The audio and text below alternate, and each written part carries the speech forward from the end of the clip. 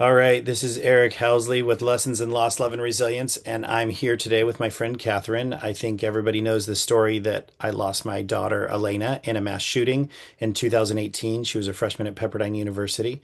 And the idea of Lessons in Lost Love and Resilience is to tell the stories not only just of grief, but also in grief and the loss of a loved one, but also grief in our lives and anxiety and things that come up. So I'm super excited to have Kathryn on here today.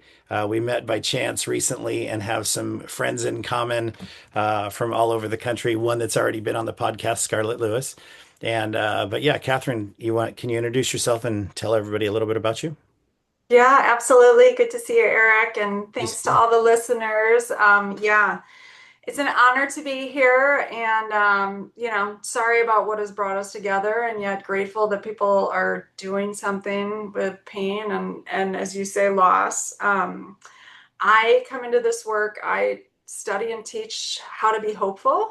So, really coming at it from hopelessness, me trying to understand and learn about hopelessness. I lost my dad to suicide when I was 18 years old, and I was, a daddy's girl, super close with him. It was very hard on me. I struggled a lot. I struggled with addiction a lot growing up, and then had my own suicide attempt in my early 20s. And it took me probably 10 years to tell another soul about it, which is, pretty shocking, especially as I'd gotten support and help when I lost my dad. But um, yeah, so over 20 years ago, I started a foundation initially when I was launching a brand called Mood Lights. So I started a company called the Mood Factory, a brand called Mood Lights.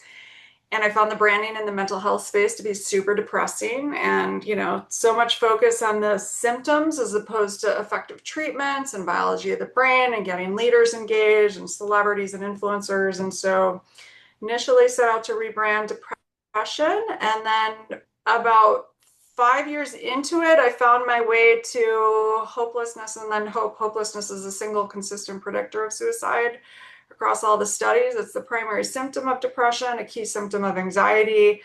It also is predictive of violence and self harm and addiction. And it's really normalizing the conversation around what hopelessness is, because we all experience moments of hopelessness all the time, every single one of us.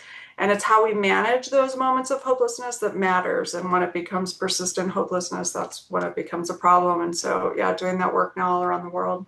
That's awesome. Yeah, it was, to me, it was kind of an eye opener because there were, for much of our experience, Hannah and I chose not to really know many details about Elena's shooter because we looked at it and said it doesn't change the outcome for us. So we didn't want to go down this pathway that just you get absorbed about something to us that doesn't change it. And I really liked it when Scarlett was on, where she said, how did Adam Lanza fall through the cracks for 20 years of abuse, bullying, and everything else, that he fell through the cracks enough that he chose the hopelessness, and they thought of, I'm going to go buy, multiple weapons and ammunition and all and go kill 26 people, including 20 children, right? Yeah. And how did that happen over and over? And did he continue to fall through the cracks? So it was funny when you reached out because we started something new, or we're starting something new called Elena's Bridge. And the concept is to, and I might have mentioned it to you, the concept is to get actual violent offenders and possibly try to pull them out and give them individual therapy to see if there's a glimmer of hope to change their trajectory, because today's offended are tomorrow's offenders, right? And so it's trying to find ways to get those people that are in the hopeless realm. Now, there's some that are so far down there that I don't know that it's going to be that simple. And so I was introduced to you by Mark Mountner, one of the therapists who grew up with me, and we've been friends since, I don't know, fourth grade or something, when we met in Little League or something, soccer.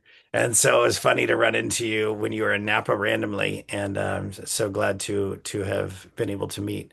So last week was, or actually Saturday was Mm. International Day of Hope. Was that? Yes, that's right. International Day of Hope. Yes, the And what did, first what did you do with that? official Day of Hope. So we had an event at the UN on the 11th. Our program's been downloaded over 6,000 times in 50 countries by 3,000 educators around the world. Really, you can measure hope and you can teach it as a skill. And, we want everyone taught these skills of hope. It's a simple construct, but it's not easy. So when you really understand what hopelessness is, both emotional despair and motivational helplessness, it's how do we manage those when those are combined? How do we manage those in healthy ways?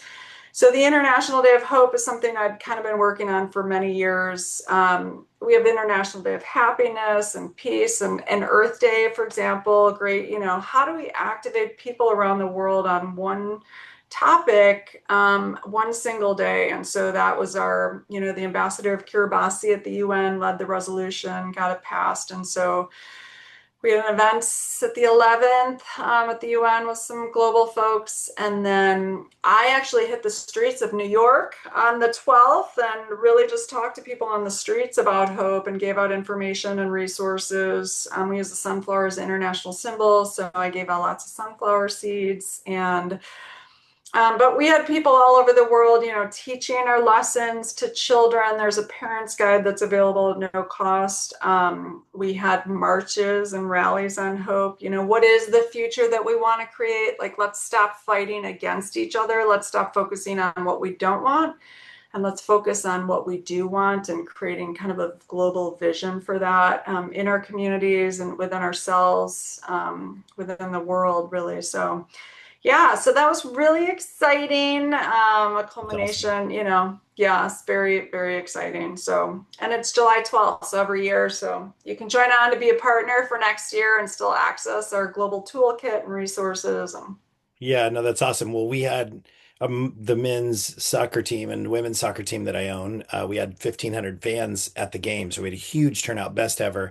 And it was funny because we were about a week out, and somehow I saw that it was the International Day of Hope, and we were trying to figure out how do we do something around that with either Elena's voice or something at the game.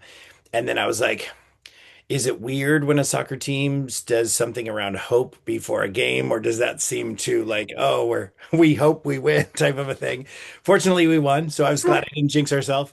But we did. We were trying to figure out how to incorporate hope as a part of because we gave the first 200 fans got a shirt like like to enter that we called the Green Army, our fan base. And so we were like, do we do something International Day of Hope, sponsored by Elena's Voice, and then have something on the front? So we were literally brainstorming because we had seen it randomly, and it reminded me. It was funny because it reminded me that we were going to be doing this Zoom, and so it was just really. It's pretty awesome that you did that. I'm very impressed with the fact that you got because I think a lot of it is just getting people to understand that this is, the thoughts of, the ideations of suicide and such is so normal for people, but a lot of times people just don't want to talk about these things. And so it's really the yeah. opportunity to kind of have conversations and then the fact that you don't have to be alone in this and you don't have to feel helpless, right? Or hopeless. Mm, And yeah. so it's nice the messaging. So your Yeah. programming is so what is it Yeah. what's the name of the Yeah. program is what? Yeah, so two things. So I have the nonprofit IFRA, the International Foundation for Research and Education on Hope, but we still kept it IFRA, it just had a better ring to it. And then the Shine Hope Company is the company that I have that's focused on hope. I can talk about that, but I first want to go back to this International Day of Hope thing in soccer. Because yes, next year we must do something. Actually, your hope score. So I don't know if you've taken the hope score yet. It's an 8 question validated scale. There's an adult hope score and a children's hope score. So you can actually see how hopeful you are.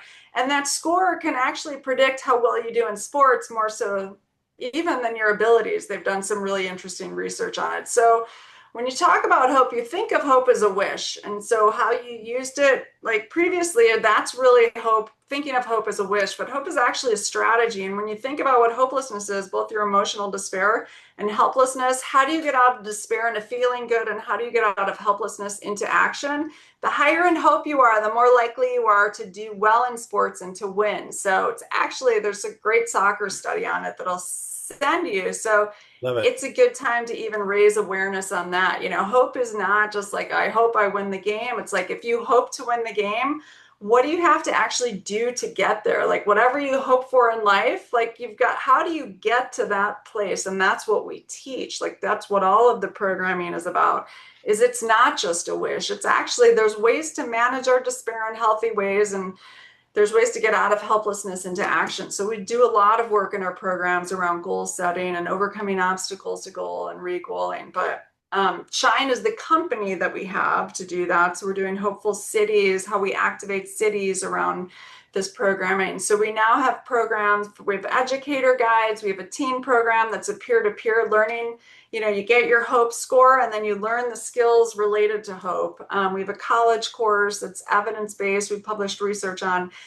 And like basically pre and post, we can increase your hope score. And then the higher we get you in hope, the less likely you are to have anxiety and depression or be violent or, you know, struggle with addiction or all of that. So it's about building our hope muscle, you know, Yeah. and normalizing the conversation around hopelessness because we all experience, again, moments of hopelessness.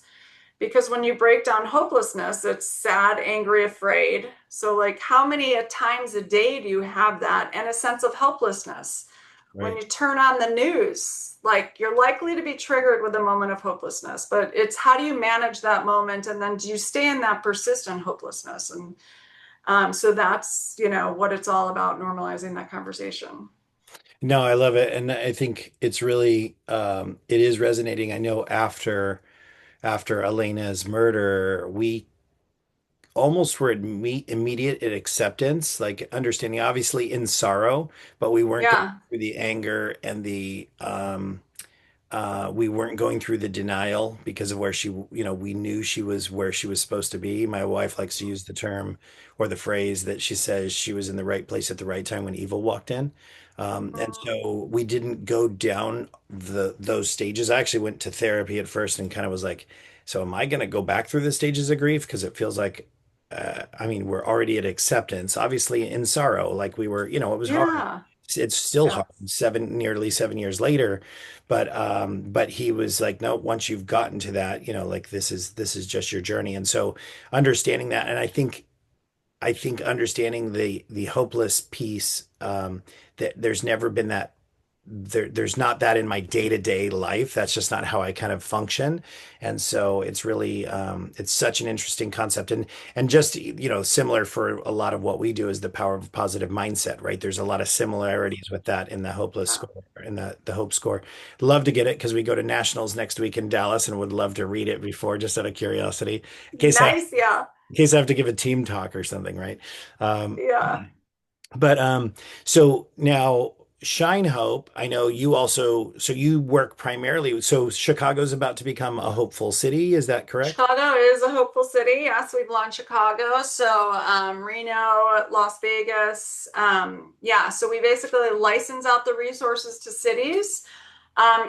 We could work with a nonprofit in a city, a company. We could work directly with the city. It's basically like someone pays a yearly licensing fee, and then we give access to all of this programming around hope, as well as a public health kind of campaign or marketing campaign of like, what's your hope score? Did you know hope is measurable or hope is teachable?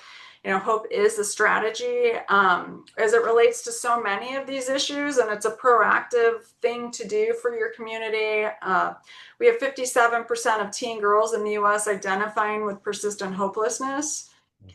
You know, and when you think of that's over half of our youth female population, it's, I think, 42% of all youth. And what a tragedy. I mean, we're teaching them how to be hopeless, and we have to teach them. I mean, I'm so passionate about this that they can measure their hope and that actually there's things they can do to build their hope. I mean, just identifying with that persistent hopelessness. Until I thought about hope as a skill that was something I had control and power over, and my hopelessness was something I had power over and could navigate my way through. I mean, unlike you, I managed my despair in very unhealthy ways. I turned to addiction, I turned to trying to feel better in ways that were unhealthy, you know, and that's what we know. And I was stuck in that helplessness because I wanted my dad back. But if I stay focused on that, on having my dad here, of course I'm going to stay in that persistent hopelessness. And it wasn't until I figured out, oh, I'm going to I can ruminate myself into a depressive episode. I mean, I had to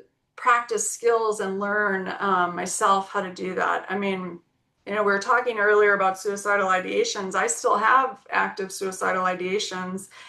And I always now think of it as okay, what am I experiencing hopelessness about? Like, where's my hope? And it might be many things, right? It could be like the world could seem, out of control for me, but I take one thing and I'm like, let me focus on one thing right now. What's my despair? So what's that fear, sadness, and anger? What can I do about that?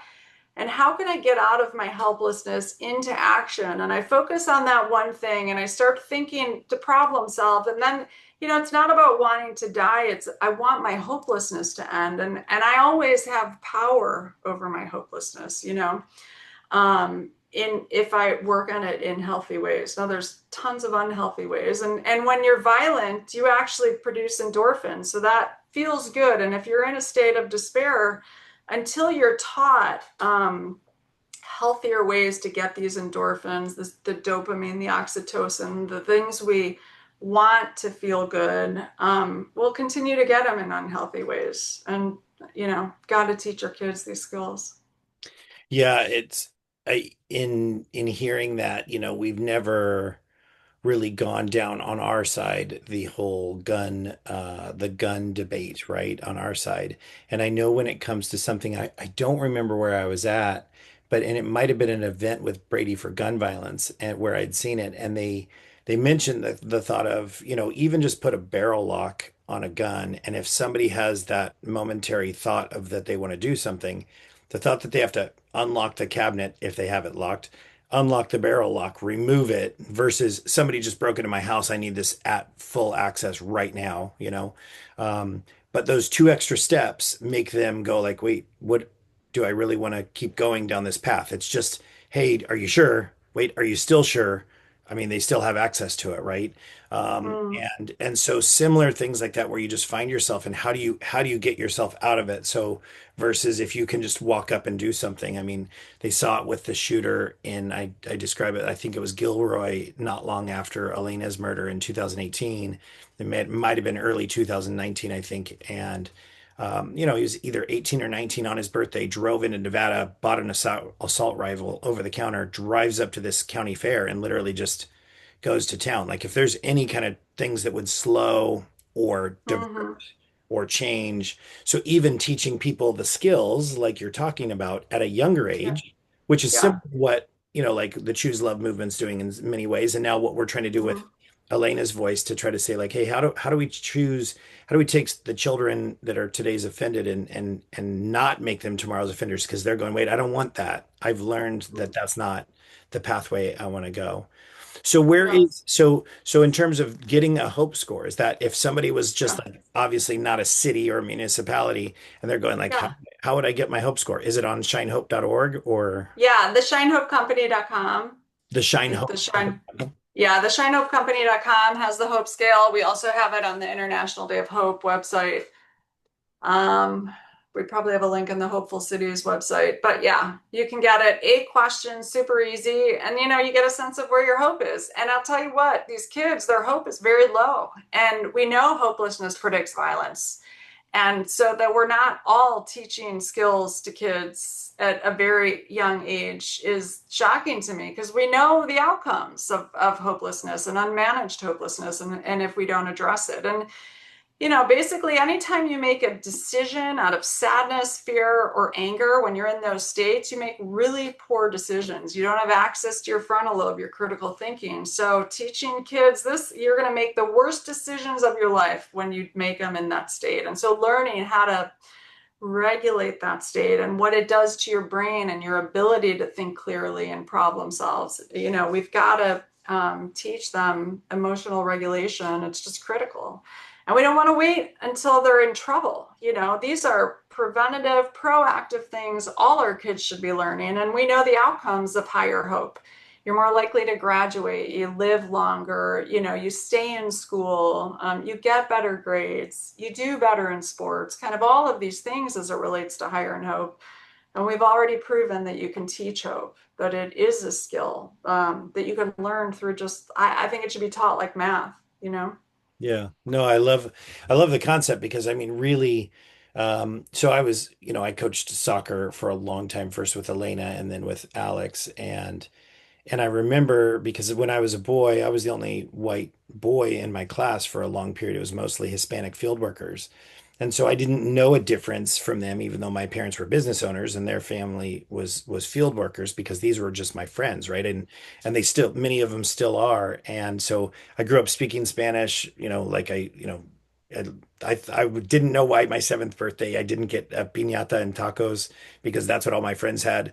But instead we had cheeseburgers and a swim party, right? I mean, it was so because I just didn't understand it. You're at that age and you start to see these things in your life. So when I was coaching with Elaine and Alex, and I started going, gosh, some of the kids I grew up with, if they would have used sports to encourage Mhm. them when they're in like second, third, fourth grade to say, hey, get your grades good now, because the problem was we had really, really good soccer players in Napa Valley that would get to their sophomore year in high school and their grades were so bad that it's like, okay, you're not even going to college even if you wanted to, because they're so like their study skills were poor and their parents didn't know how to teach them to study or do it. And so they were just good athlete and that's where it ended. And so I started thinking, gosh, why don't we start doing it? So as their coach, I started saying, hey, I want to know what your grades are. And if your grades drop below B's, then because it's not that hard to get a B most of the time, right? Is I was like, okay, if your grades drop below B's, then you're not playing on Saturday. Well, the ones that liked soccer were like, wait a second. And it wasn't all I had to do was ask the question. Most of the time they were just being lazy, you know. So there's times where Mhm. there's a child with dyslexia or things, and that's different, right? But for the most part, Mhm. but they can even get an IEP, but the parents didn't know how to ask. So I just started asking the question. And then now to see some of these kids graduate from Davis with their engineering degree and going to other universities around the country that they never would have like the back in the day, like these kids were lucky to go to the junior college because they were getting D's, right? And so now it's like they're good Mhm. enough to play soccer if they choose that route. Professional is way different. Like it's just like any sport, like if you can get there or not. But it kept them on a trajectory and a pathway because all I did was ask early. And then you see them now as adults and you can see their attitude and how they are. And I don't claim that that was all me. Like that's not the point. The point was more of it was really easy to ask those questions. So to start teaching these children how to study different, how to ask questions, how to ask for support from their teachers, how to know what hope is, how to recognize their hope. You know what I mean? It's Yeah. empathy, kindness, all of these things, right? Yeah, absolutely. And how to create a plan and write down your goal and check in with someone regularly. I mean, you're up to like 95% more likely to accomplish something if you write it down. So, like, think about this is the grade I want, and then you check in with someone regularly on that and you create a plan of how to get there. It's so important.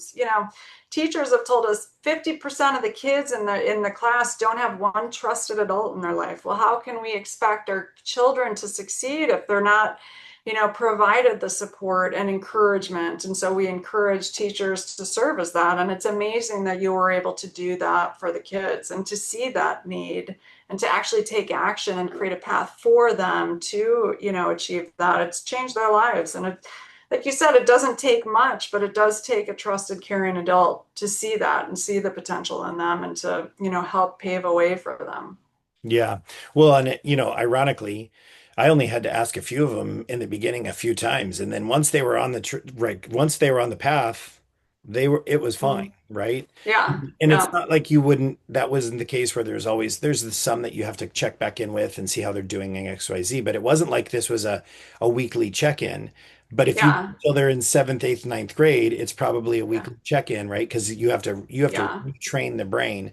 And that's where the understanding hope, how it can work, how you can see things in a different light. I mean, I'd liken it to, like the child who grows up in a house full of, alcoholics and then they're just I just choose not to drink because Yeah. and they learn See it what all it the time, does. right? Yeah. And so Yeah. which you see happen sometimes. And so it's just it's a pretty amazing trajectory. So how does it work for you? Like you said you're in 50 countries now for Shine Hope? For the nonprofit. So we'll give our programs to anyone that wants it, really at no cost. I've been studying hope around the world for many years. So yeah, so a lot of places access it at no cost. We did a lot of our International Day of Hope. We gave out a lot of programming. The cities is how I'm going to try to monetize and build a company around the idea of hope and licensing it to cities and get, city leadership trained on hope, what hope is. If so inspired, it's gone really well. And, we have a commissioner of public health here, which a lot of cities don't have. So train them on it. And yeah, I mean, it's an innovative and different way to approach mental health. We're running groups now with veterans. We've got some funding from the VA. We also now have them for incarcerated individuals. They're running groups with, youth on it, those in recovery. So I've been in recovery for over 20 years, and hope has, been critical for me in my recovery. But just how to build hope as a skill. So yeah, so now we have we have three cities and a kind of county activated. And so now that I have the business model, we would love any other cities that want to get activated and engaged, because, we want to make this kind of a movement around hope and use it to build and, study hope as a science, and really hopelessness. And, how do we really teach this as a skill in the best way possible. So we're just constantly getting feedback, updating our programs based on that feedback. And then we use Shine as a mnemonic we use for how we teach hope. That's embedded in all of our programming. So we teach stress skills, happiness habits, inspired actions, nourishing networks, and eliminating challenges, which are the negative kind of thinking patterns that get in the way of our ability to hope. And those are kind of the 5 key ingredients that I've found in all the work I've done around the world that are key to managing our hopelessness and getting to hope and building and becoming strong in hope. So we have hopeful mindsets programming as well. Like, how do you have a hopeful mindset on the college campus? That's a course we license out. And that's, anytime you go through a challenge in life, your moments of hopelessness will increase. And so, how well you manage those moments will predict if you'll go into a depressive episode or develop anxiety. Yet, if you're taught proactively how to manage them from people that have already been through it, you're more likely to navigate it more easily. So that's our aim.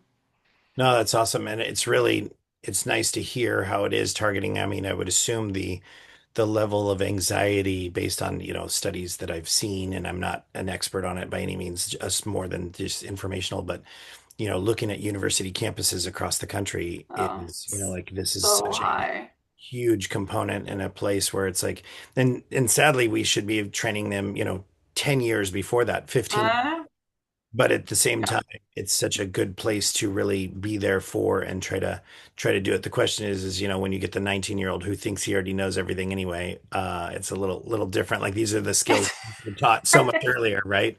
I know. Not that I was that Yeah. 19-year-old. Oh my gosh. Was I that 19-year-old?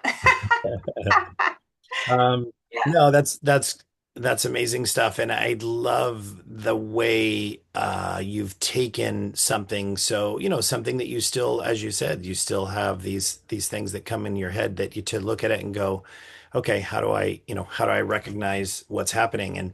And I think teaching those skills is so important for people going forward, because we've got a society that's turned very introverted in many ways due to technology, where people don't communicate. You don't have the human connections that we used to have, 10, 20 years ago. And with it, the rise that's happening, right?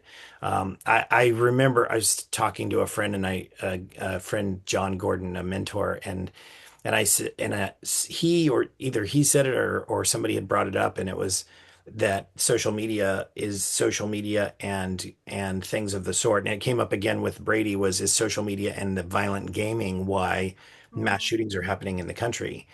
And the response was, well, Europe has social media and the same games, so why is this not happening in countries all over there? It's lack of access.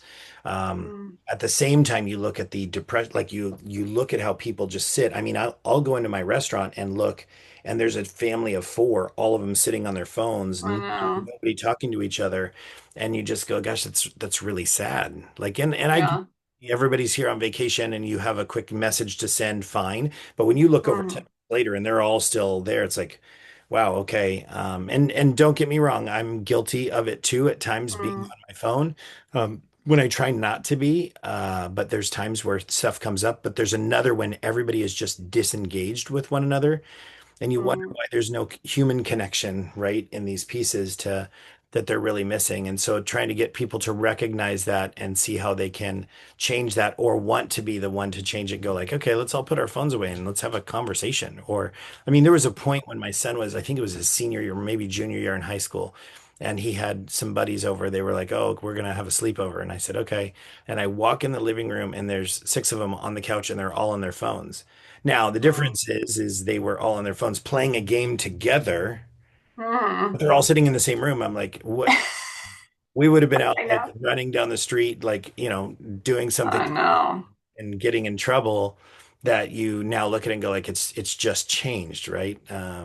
And so I have to accept that at the same time you still see the parts where there's parts where they need to be able to turn it off. And I mean, even for ourselves, I notice when I go on vacation, I try to put it down for most of the time and on purpose just to kind of check out and check in with the people around me and with myself, to even just kind of be able to be present and look around and see what you see and go from there. So, um, Yeah, super important. if you were, Catherine, if you were to say like, what is your guys' target for like the next year or two? Are you looking, I mean, obviously, if you could get into every city in America, great. But I mean, the ability Thank you, Eric. to to to Yeah.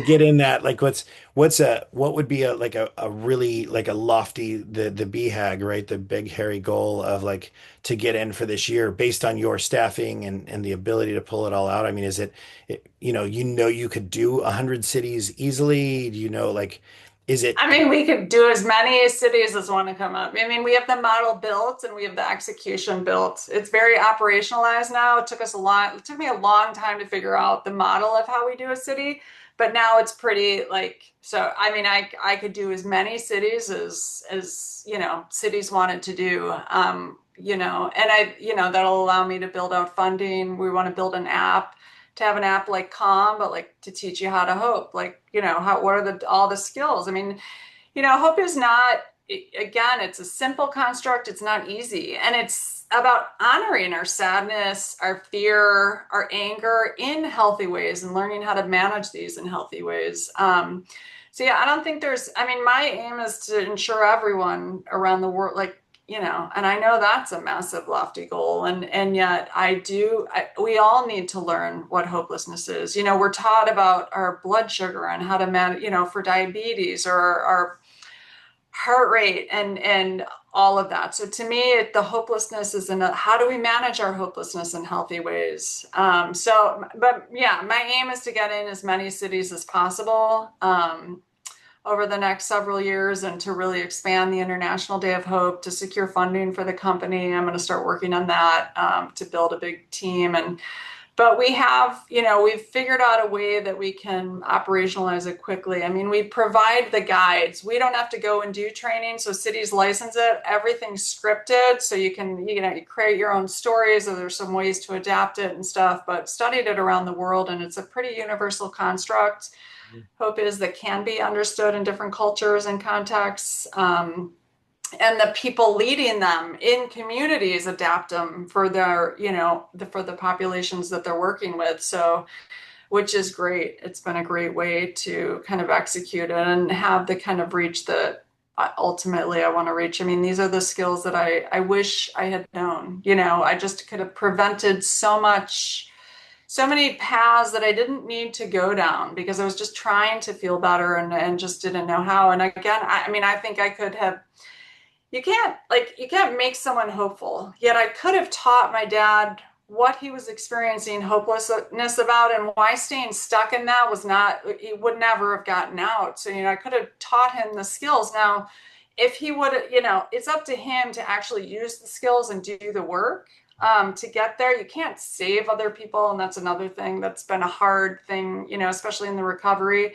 So I can teach you the skills, but I can't make you do them.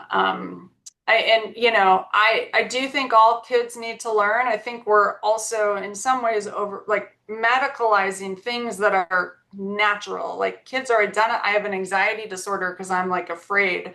And that in and of itself can build a challenge. Or I'm depressed because I'm sad. Like we use sad and depression interchangeably, but like, it's normal to be sad. And once you learn how to identify your sadness and express it in healthy ways and move through it, it doesn't mean it has to develop into a depressive disorder. So I want kids also to be empowered around this as well, that, they can manage their fear in a way that doesn't have to lead them to developing an anxiety disorder. Same with depression and all of that.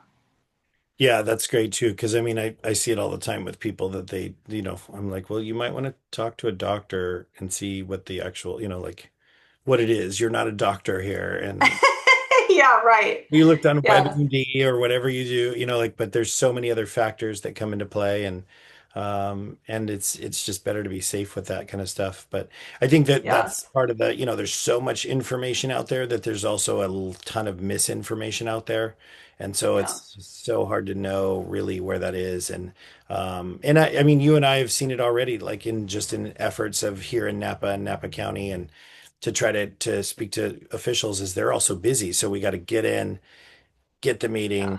explain what's going on, have them have the time, have them go back to see if they're behind the idea. So everything's a process. Yeah. So it's not like they turn and go like, Yeah. that sounds great. Here you go. Here's X I dollars. know. So I it's know.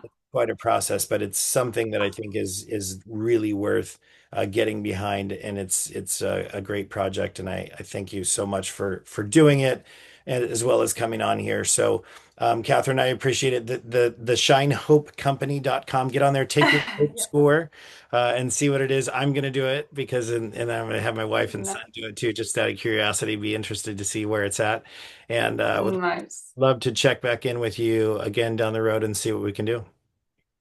Thank you. And I want to tell you, wait, first, my big audacious goal is to Okay. get a company behind it, to get a big company to activate and do a marketing campaign for their city and to just like infiltrate the city with the messaging around hope and then provide the resources.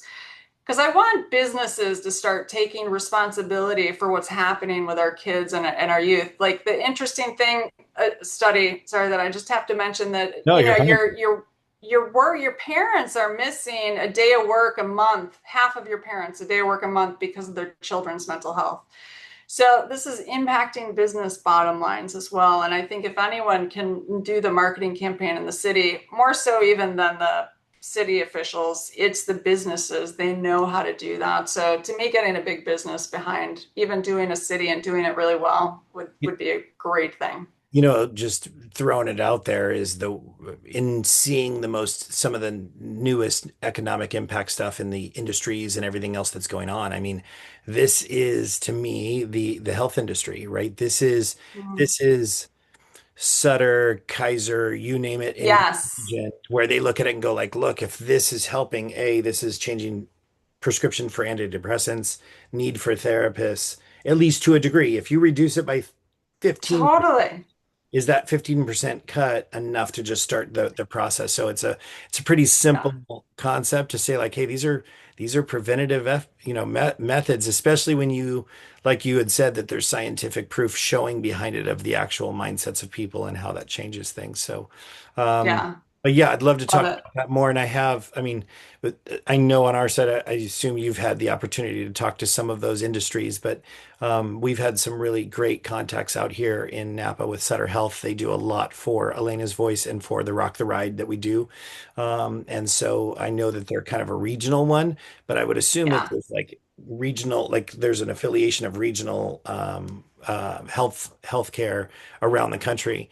Mm, It would be interesting to see like how that could be something to get behind and how to do that. But no, love it. I love it. And like I said, no apologies for keeping it going at that point. I didn't know you Thanks. didn't Yeah, tell me that one when I asked what your big goal I was. know. Yeah. So Yeah. Thank you. yeah, thank you so much for being on. And then yeah, let's be back in touch about doing something with Napa. Awesome. That sounds great, Eric. And thanks all the listeners. Yeah, appreciate it. Reach out anytime. Thanks, Catherine. All right, take care.